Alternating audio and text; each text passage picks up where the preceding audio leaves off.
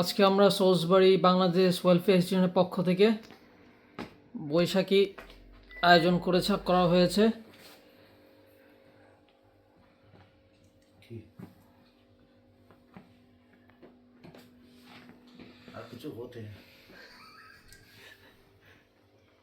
খানি দেখাও সীমান্ত সকলটা আইসে করতো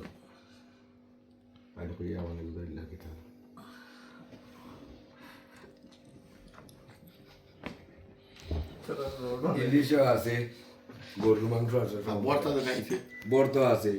এটা হচ্ছে বাঙালির খাঁটি বাঙালিপনা খাবার।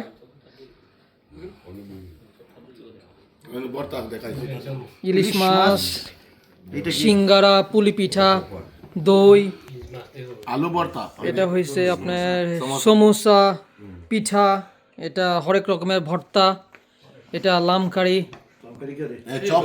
সরি গরু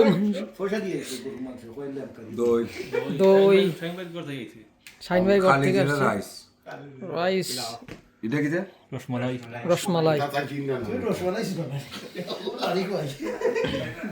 ফোন করলাম।